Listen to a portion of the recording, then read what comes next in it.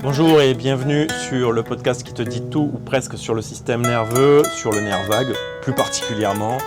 Et aujourd'hui, on en est à l'épisode numéro 21 où je vais continuer sur le développement de ma frise chronologique. Pour rappel, un grand rappel, j'avais démarré les premiers épisodes avec, en reprenant en fait les premiers êtres vivants sur notre planète Terre. Donc les bactéries, ce genre de choses, jusqu'à, on s'est arrêté il y a quelques temps déjà, quelques épisodes passés, aux premiers êtres marins qui ont fait l'expérience d'essayer d'aller vivre sur la terre ferme. J'ai expliqué en long et en large, en travers, le pourquoi, du comment ça s'est passé. On pourrait rentrer dans énormément de détails. Je vais prendre les détails plutôt sur le long en fait, parce qu'il y a tout un tas de choses qui sont faites avec le fait de quitter le milieu aquatique pour venir vivre sur la terre ferme. Et c'est ce qu'on va avoir aujourd'hui un petit peu avec ce déploiement donc du système nerveux et particulièrement du nerf vague dans le fait pour les mammifères en tout cas, de venir vivre sur les terres immergées. Émergées, je fais toujours l'erreur. Et avant d'aller plus loin, alors tout dépend à quel moment tu écoutes, quelle date tu écoutes cet épisode. Néanmoins, si tu écoutes les épisodes à peu près quand ils sortent, dans une quinzaine de jours, donc le 16 février, ce sera notre premier atelier en live, en visio, en direct, pour aller creuser un peu plus loin, aller dans du concret. Donc si tu es intéressé, pour les personnes qui sont déjà inscrites, l'idée c'est de me partager une expérience que tu as vécue et moi j'essaierai de faire un lien avec le système nerveux, avec le nerf vague et qu'est-ce que tu peux essayer de mettre en place pour vivre la situation d'une autre manière. Alors évidemment l'idée c'est de me rapporter des expériences qui t'enquiquinent, qui sont assez répétitives, tu n'arrives pas à réagir d'une autre manière et on va justement voir aujourd'hui ce que ça veut dire entre réagir par rapport à une situation et prendre un certain recul. Donc prends note, prends ce rendez-vous. De toute façon, il y a toutes les informations dans la description. 16 février, lundi 16 février, premier atelier. Et encore une fois, selon quand tu écoutes cet épisode, sache que les ateliers seront reconduits une fois par mois, à peu près vers le 15 de chaque mois. Et voilà, donc je le redirai au fur et à mesure des dates qui approchent. Et c'est gratuit, je n'ai pas précisé. Tout ça, c'est gratuit, ça te permet de voir aussi comment j'accompagne les choses, comment je travaille. Sinon, qu'est-ce qu'il en est dans cette évolution et au niveau des mammifères? Ça a commencé en fait dans le milieu aquatique. Si tu es un peu au courant de comment naissent les poissons, les mammifères en tout cas, dans les eaux, donc je vais prendre le dauphin par exemple, le requin, ce sont pas des œufs qui naissent, les mammifères ne sont pas des ovipares, je sais plus trop comment on dit, c'est loin tout ça, et donc ce ne sont pas les ovovipares, sont des œufs, les serpents font des œufs par exemple, les reptiles, tout ce qui est reptilien produit un œuf qui va éclore et donner naissance à un être viable très rapidement. Contrairement à la grande majorité, si je dis pas de bêtises, des mammifères qui, quand ils naissent, quand ils viennent au monde, quand ils sortent de la matrice de leur mère, ne sont pas totalement autonomes. Il y en a plus ou moins qui le sont. Tu le sais très bien, le bébé humain n'est pas du tout autonome au moment de sa naissance. Ça demande beaucoup de temps pour qu'il le devienne. Et ça, qu'est-ce que ça a généré en fait? Qu'est-ce que ça a produit? Eh bien, ça a fait que les mammifères ont dû développer un lien profond avec leur progéniture. Dans le sens que, à travers ce lien, ils ont dû faire baisser leur rapport au niveau leur réaction au niveau du système nerveux pour protéger leur progéniture. On le voit très bien, pour quels que soient les mammifères, qu'ils soient marins ou terrestres, il y a ce besoin de nourrir l'enfant, de quelque espèce qu'il soit, de le protéger des prédateurs. Et ça, en fait, ça nous vient donc du fond des âges des mammifères, qui, du fait de ces naissances où l'enfant ne naît pas fini, entre des grandes guillemets, ça demande à ce qu'il y ait un lien qui se tisse. Et ce lien va se tisser à travers le développement affectif, j'allais dire, du nerf vague. C'est-à-dire que jusqu'au premier mammifère, en gros, le système nerveux et les prémices du nerf vague qu'il y avait chez les premiers reptiliens, chez d'autres espèces animales, c'était un système nerveux très réactif qui, pour rappel, on a vu ça dans des épisodes précédents, ce nerf vague, en l'occurrence, permet d'avoir les réactions de fuite, protection, défense, figement, ce genre de choses. Et ça, si c'est trop actif, quand c'est très présent, ça va empêcher le lien social. Et pour les mammifères, ce lien social, cette sociabilité, a besoin d'être suffisamment présente, donc d'amoindrir la réaction réflexe du système nerveux face à un contact, pour que, à travers ce lien sociable, la mère, le père, les géniteurs puissent protéger leur progéniture. Voilà, je pense que ce que j'évoque est clair, et c'est une des choses qui a fait que le nerf vague est devenu, encore plus chez les humains, très important en fait.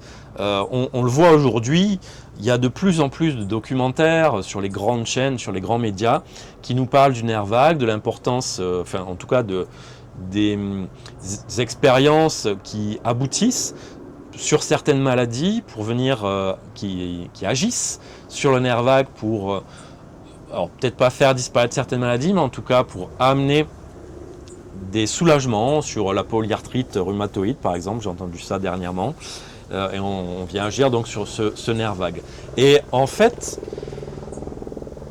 tout ça nous vient donc de ces premiers mammifères, comme je l'ai dit, je ne vais pas me répéter, mais qui ont dû non plus être dans la réaction face à un événement, mais qui ont dû, en quelque sorte, l'image n'est pas tout à fait correcte, mais ont dû prendre un peu de recul et réfléchir sur ce qui était en train de se produire.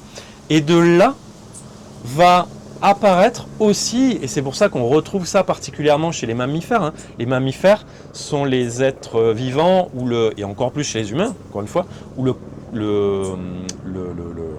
la sphère corticale, le cerveau est le plus développé, où il y a le plus de neurones. Et ça vient du fait de ce nerf vague qui a dû, au contact d'un être qui vient de naître, non plus le repousser ou le fuir, comme on le voit chez beaucoup d'espèces animales, qui, dès que l'enfant, la progéniture naît, elle est autonome, et la mère, en l'occurrence, va vite partir, faire en sorte de repousser l'être qui vient de naître. Alors excusez-moi, il y a un hélicoptère qui passe, et va en fait lui donner très rapidement une certaine autonomie. Et chez l'humain, en parallèle du développement de ce nerf vague qui va s'apaiser en quelque sorte, va se développer donc ce cortex. Alors, c'est pas très correct de dire cortex, mais cette sphère du cerveau en tout cas, voilà, ce développement neuronal plutôt. Et tout ça m'amène à te poser la question d'après toi, quel est le rôle du lien social dans notre vie, dans notre développement en tant qu'humain? Alors la réponse, je l'ai déjà donnée en préalable, dans tout ce que je viens d'évoquer, et tu l'as peut-être déjà vécu quand tu es malade, quand tu es peut-être en dépression, que tu ne te sens pas bien, que tu te refermes sur toi. Forcément, il y a moins de liens, et petit à petit, il y a un enfermement qui vient, qui s'agrandit comme ça, et qui va te pousser quelques heures, quelques jours plus tard à chercher et à demander le lien. Parce que le lien est fondamental chez l'être humain. On prend souvent l'exemple de dire que c'est par chez l'être humain, chez Homo sapiens sapiens, et avant aussi, chez les espèces avant Homo sapiens, que c'est par la sociabilisation, donc par les groupes constitutifs dans les tribus, dans les groupes d'humains qui se sont formés, que le cortex s'est développé. Et que la sociabilité a permis le développement du cortex et inversement. Et ça, en fait, ça nous vient de bien avant. Alors, excusez-moi, maintenant, c'est un avion qui passe. Il y a beaucoup de trafic en ce moment dans les airs, là où je suis. Et peu importe, c'est du lien, justement. Des humains qui se rencontrent. Et des fois, ce lien peut être perturbant. Voilà, la petite parenthèse. Donc, ce que j'étais en train de dire, c'est qu'on dit souvent dans les conférences d'anthropologie, tout ça, que c'est la vie en tribu qui a permis c'est la sociabilité qui a permis le développement de l'intelligence humaine. Et en fait, ça nous vient de bien avant. Et comprendre qu'une problématique de lien social va générer tout un tas d'autres problématiques nous donne des pistes sur l'importance de qu'est-ce qui fait que mon système nerveux, et notamment mon nerf vague, fait que je vais repousser le lien. Fait que, plutôt que de me rapprocher d'êtres qui me sont chers et qui me veulent du bien, je vais, dès qu'ils vont être à mon service, qu'ils vont me demander comment ça va, qu'ils veulent prendre soin de moi, je les repousse, que je m'isole ou que je fuis. Que j'attaque même. Eh ben, ça c'est tout le travail justement autour de la théorie polyvagale, du système nerveux, travail dans lequel on vient essayer de chercher dans l'enfance qu'est-ce qui a fait que, pour la personne qui vit ça aujourd'hui, l'adulte, qu'est-ce qui a fait que dans l'enfance, ça a été un moyen de survie de repousser le lien. Ça l'a été à un moment donné, dans l'enfance, la petite enfance, parce qu'il y a eu agression, parce que l'enfant n'avait pas un entourage sécure, où il n'y avait pas l'adulte qui devait le protéger, qui était présent, et donc l'enfant a dû se carapater, c'est une expression ça de chez moi je crois, mais ça veut dire s'enfuir, soit il a dû attaquer s'il en avait la capacité, soit il a dû se refermer et peut-être avoir des dissociations, ça c'est sur des agressions très, très importantes, dramatiques, et en fait le système nerveux à ce moment-là il a bugué, souvent, parce qu'il pense que ce mode de fonctionnement, parce qu'il a sauvé la vie à un moment donné, il va garder ce mode de fonctionnement en grandissant et en continuant à avancer dans les âges. Et malheureusement, souvent, on est confronté à des situations plus ou moins similaires qui vont que la première fois, j'ai fui par exemple un événement qui semblait dangereux ou qui était dangereux, et je vais revivre des événements plus ou moins similaires, je vais reproduire ma première stratégie qui était de fuir, et je vais enregistrer petit à petit comme ça que la fuite pour moi est salvatrice. Et je vais malheureusement extrapoler ce comportement sur la plupart des êtres humains que je vais rencontrer, qu'ils soient dangereux ou qu'ils soient protecteurs. Ce qui fait que peut-être à 30 ans ou 40 ans, ma compagne, mon compagnon, quand je vais pas bien, il ou elle va venir vers moi, va vouloir m'aider, et moi, non, non, c'est bon, surtout pas, je me débrouille tout seul. J'exagère peut-être, je sais pas comment on dit, on s'en fiche, mais je joue le rôle, mais je surjoue, voilà.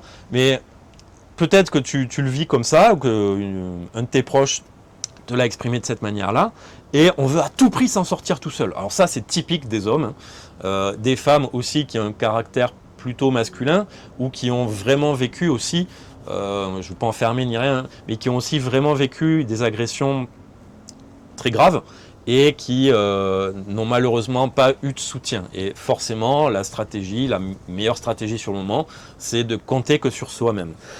Et ça, à un moment, ça fatigue notre système nerveux, parce que de compter que sur soi-même, dans un environnement où on est toujours sursollicité, tu l'entends peut-être pas à travers le micro, mais moi, ici, même si le décor derrière moi est très beau, il y a toujours du bruit en fait.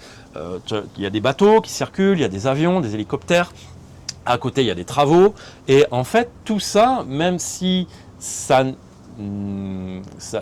l'impression que ça n'impacte pas ton énergie disponible, ça vient solliciter néanmoins ton système nerveux. Pourquoi ? Parce que j'en reviens à nos premiers mammifères, qu'ils soient sous-marins, mais surtout les premiers qui ont testé la vie terrestre.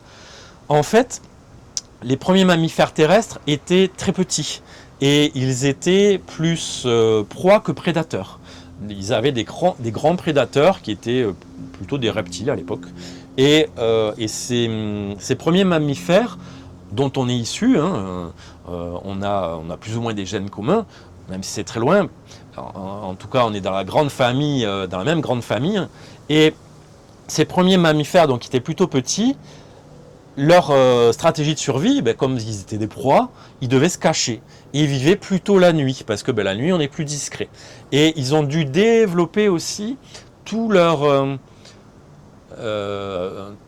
un tas de systèmes sensoriels, d'organes des sens, pour sentir le danger qui pouvait venir de plein de manières différentes. Et ce qui fait que, même si tu n'en as pas conscience, notre système nerveux, via nos organes des sens, est toujours en train de capter des milliers, des millions d'informations par minute, par seconde. Et alors heureusement, on n'en a pas conscience, sinon en fait on exploserait, notre tête exploserait. Néanmoins, tous ces phénomènes sont captés. Je ne sais pas si tu le vois autour de moi, tu vois peut-être les branches bouger. Et du coup, mon corps, à travers ma peau, sent le vent. Tu vois derrière moi, il y a un grand nuage avec de la pluie qui est en train de tomber. Moi, je sens l'odeur de la pluie qui est en train d'approcher. Et c'est un signal qui est envoyé dans mon organisme. Alors, je sais que je suis en sécurité, néanmoins.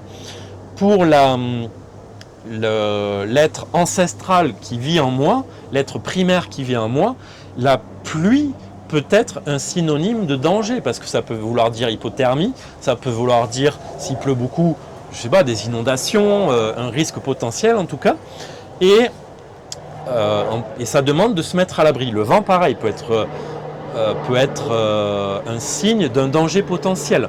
Un bruit, je sais que c'est un avion qui ne va pas s'écraser sur moi, néanmoins, un bruit encore moins naturel est un signe qu'il y a quelque chose, là, dans les airs en l'occurrence, qui me survole.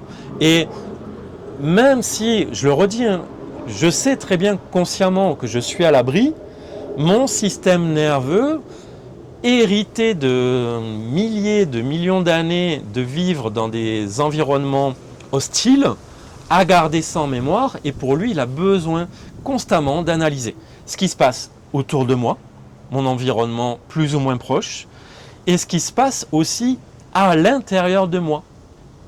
Tous les phénomènes présents, j'en ai parlé un petit peu dans l'épisode précédent, c'est une mauvaise digestion, un rythme cardiaque qui n'est pas adapté, un cœur qui s'emballe, une température, une thermorégulation qui n'est pas bonne. Tout ça, mon système nerveux, via mon nerf vague, va le capter et envoyer toutes ces informations à mon cerveau qui va analyser tout ça et qui va renvoyer des informations de régulation et d'adaptation, parce que là, par exemple, la température est en train de changer, je le sens sur mon corps.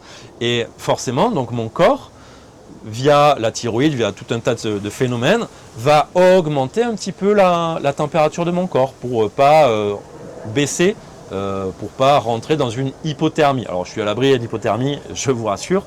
Et voilà, ce sont tout un tas de phénomènes qui se passent en nous qu'on n'a pas conscience, ou pas trop. Pour la plupart, les 90%, on n'en a pas du tout conscience même. Néanmoins, qui se produisent dans notre corps et qui allument tout un tas d'alarmes constamment.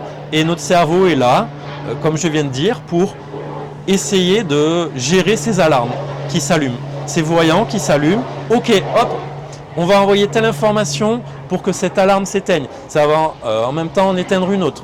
Et en activant ce système-là, peut-être que ça va activer, allumer une autre alarme. Voilà, c'est tout un ensemble de choses qui sont constamment en train de se passer en nous. Et notamment, j'en reviens à mon lien, les mammifères, des premiers mammifères jusqu'à ceux actuels qui restent sur la planète Terre, ont dû développer ce lien et ont dû surtout non plus être dans la réaction, mais dans la réflexion. C'est-à-dire que la réaction, c'est quoi? C'est un réflexe. Je mets ma main sur un truc brûlant, hop, de suite, je l'enlève. Ça, c'est une réaction salvatrice.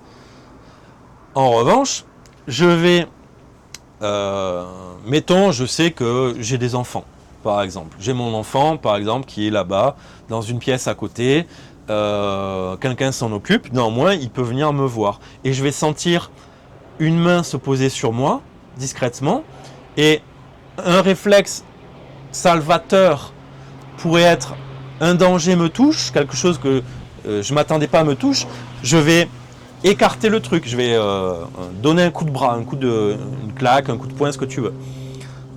Sauf que ma réflexion fait que je sais que c'est potentiellement mon enfant. Et je vais peut-être même sentir son odeur. Enfin voilà, tout un tas de phénomènes qui vont me faire dire que non, en fait, c'est pas un danger. Et puis je vais regarder aussi.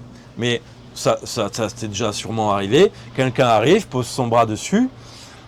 Selon l'environnement où tu es, en général, si tu es chez toi et que tu sais qu'il y a ton mari, ta femme, tes enfants, ta grand-mère, j'en sais rien, qui est dans les parages, tu vas pas te retourner et foutre une mandale. Tu sais que potentiellement, il y a un être humain qui va rentrer en interaction avec toi. Donc, par l'intelligence, j'ai envie de dire, par le fait de ce mental, de ces connexions neuronales qui sont développées à travers des centaines de millions de neurones, bien, on a la capacité de ne plus être des êtres réactifs, mais des êtres réfléchis. Et ça, comme je te l'ai dit, et je terminerai avec ça, ça a commencé bien plus tôt que lors des premiers êtres humains, comme on l'entend souvent en anthropologie. Ça a commencé avec les premiers mammifères. Et les premiers êtres vivants, en fait, qui ont commencé à vivre en communauté. Alors, je ne pourrais pas te dire si les fourmis ont développé cette capacité-là, parce qu'elles n'ont pas beaucoup de neurones. Néanmoins, chez les mammifères, c'est ça qui s'est produit. L'invitation, c'est que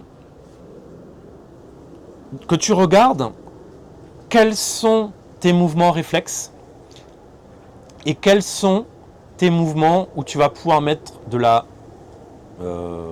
réflexion. Alors, quels sont tes mouvements où peut-être tu surréagis. Il y a plein de choses où on surréagit. Alors qu'on ne devrait pas, en fait, parce qu'on est dans un environnement sécure. Et pose-toi cette question, la suivante. Qu'est-ce que tu pourrais mettre en place de différent pour apaiser ton système nerveux, pour non plus être dans une espèce de survie continuelle, d'hypervigilance, d'hyper-anxiété, et ça je te retourne vers l'épisode précédent, le numéro 20, où j'ai parlé de l'anxiété et l'hypervigilance, qui fatigue le système nerveux, tout ça, qui va t'amener dans la dépression, le burn-out, l'effondrement. Et quelle stratégie quelles ressources peut-être que tu connais déjà, tu pourrais utiliser pour apaiser ton système nerveux. Et quand ton enfant te sollicite, ne pas t'emporter, ne pas te mettre en colère dès que quelqu'un t'adresse la parole. Même si la personne t'adresse la parole peut-être d'une manière un peu abrupte. Souviens-toi, on est des êtres réfléchis qui avons la capacité de faire un pas de côté, un pas de recul, je ne sais plus comment, un pas de côté, et de prendre le temps de la réflexion. On n'est pas pressé. On n'est pas obligé de toujours répondre dans la demi-seconde, la milliseconde. Et c'est ça qui nous fatigue. C'est cette pression constante de croire que instantanément il faut répondre à la situation. Oui, par moment, sauf qu'on, pour la plupart d'entre nous, nous évoluons quand même dans des environnements hyper sécures et nous n'avons pas besoin d'être tout le temps sur le qui-vive. Et t'en connais certainement, et c'est peut-être toi-même qui m'écoutes, où tu es tout le temps, dès qu'on te frôle, dès qu'on t'adresse la parole, tu t'emportes, tu t'énerves, tu surjoues, tu surréagis, tout ce que tu veux. On te l'a sûrement fait remarquer. Peut-être que tu épuises tes proches, peut-être que tu t'épuises toi-même, peut-être que la personne que tu connais qui réagit comme ça, elle t'épuise.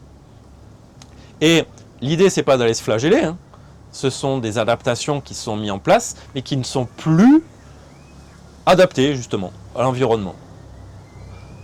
J'ai donné déjà pas mal de petits outils à mettre en place pour amener la détente, pour que tu puisses expérimenter l'apaisement de ton système nerveux. Et moi, je ne vais pas t'inviter à aller acheter des appareils qui vont stimuler ton nerf vague parce qu'on n'a pas de retour dessus, on ne sait pas si ça fonctionne très bien, ça coûte très cher et je propose déjà assez de trucs à acheter comme ça et on a suffisamment de ressources à disposition gratuites pour apaiser notre système nerveux. Et alors, je t'en fais quelques-unes comme ça. La musique, des musiques appropriées, la détente, un bain chaud, la respiration, passer un temps de détente avec un être cher. Ça peut être un paysage, ça peut être une lecture, ça peut être le parfum, une odeur, quelque chose que tu manges, ça peut être un massage, ça peut être pour d'autres aller courir, aller évacuer cette énergie en trop, apprendre à gérer toujours ce surmenage, faire en sorte non plus que tu le subisses, mais que tu en fasses, que tu le maîtrises en fait. Voilà ce que j'avais à dire aujourd'hui sur cet épisode et je te laisse comme d'habitude en musique. Allez, à très vite et j'espère te voir lors du premier atelier. Bye bye, ciao ciao.